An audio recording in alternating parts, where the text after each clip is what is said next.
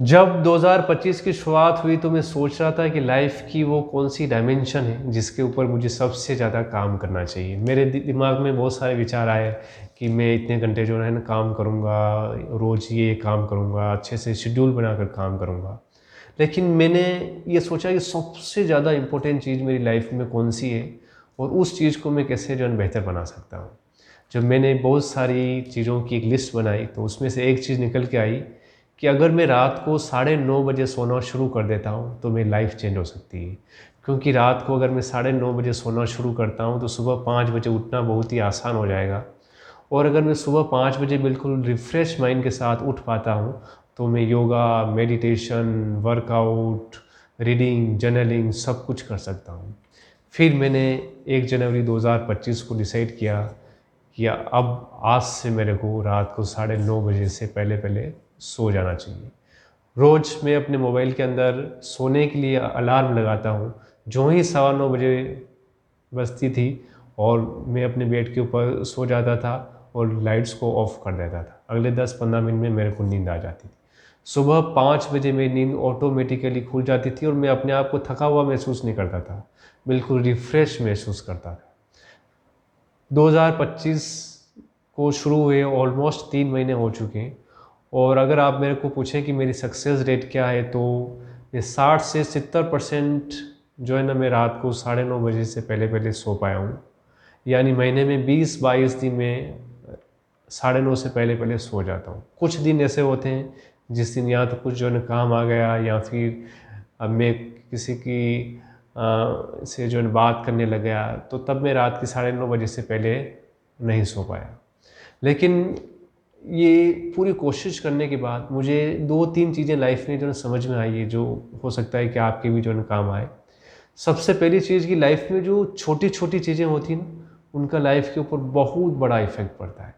अब सुबह अगर आपको जल्दी उठना है, तो ये जो न कॉमन सेंस है कि जब तक आप रात को जल्दी नहीं सोएँगे, तो सुबह जल्दी उठने का कोई सवाल ही नहीं। अगर आपने ज़बरदस्ती 2-4 अलार्म लगा के सुबह जल्दी उठ भी गए, तो आप अपने आप को रिफ्रेश फ़ील नहीं करेंगे। अगर आपको सुबह जल्दी उठना है तो रात को आप जल्दी से सोइए, रात को आप जल्दी से सोएँगे तो सुबह आप जल्दी से उठेंगे।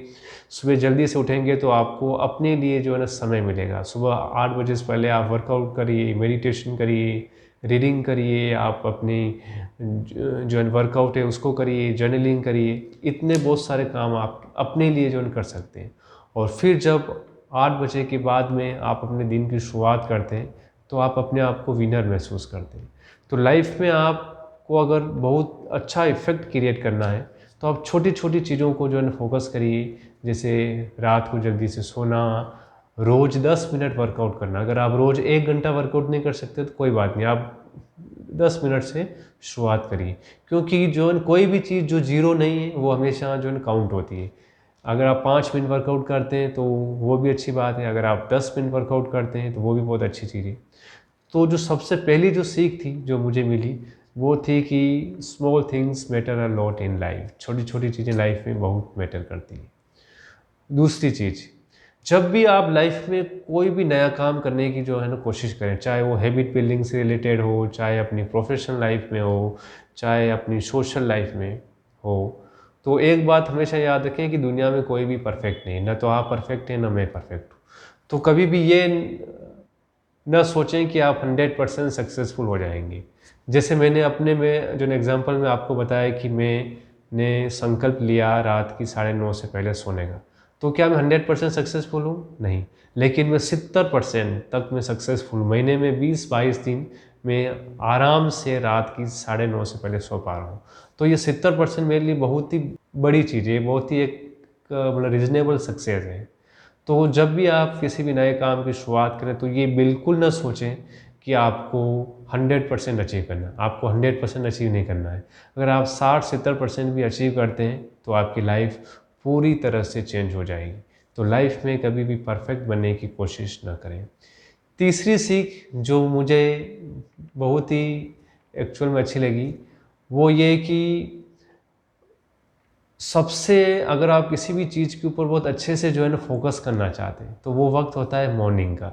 मॉर्निंग का एक ऐसा वक़्त होता है जब आपका कोई रिलेटिव आपसे मिलने के लिए नहीं आएगा, आपके फ्रेंड का कोई आपके पास जो है ना कॉल नहीं आएगा, मोबाइल पर भी नोटिफिकेशन मॉर्निंग में बहुत ही कम आते हैं।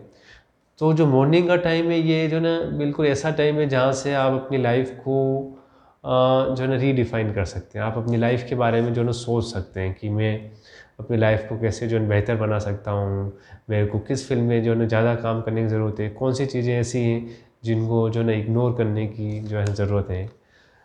और चौथी सीख जो मेरे को इस पूरे जो है ना प्रयास करने के बाद में सीखने को मिली, वो ये है कि जब भी आप लाइफ में कंफ्यूज हो जाएं तो ये ना सोचें कि आपको क्या नया काम करना है। आप ये सोचें कि आप जो काम अभी पहले से ही जो है कर रहे हैं, उनमें से ऐसे कौन कौन से फालतू के काम हैं जिनको आपको रोकना है।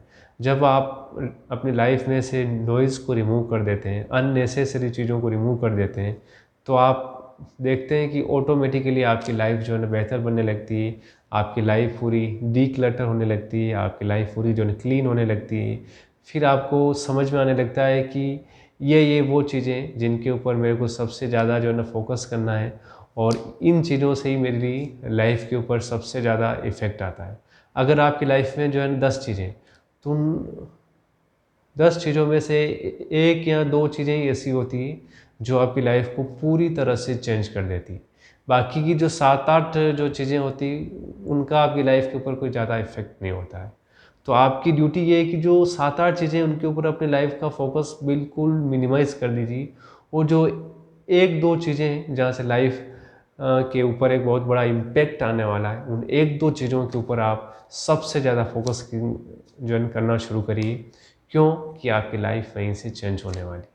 मैं उम्मीद करता हूँ ये वीडियो आपको बहुत ही जो है पसंद आया होगा। Thanks, bye, take care.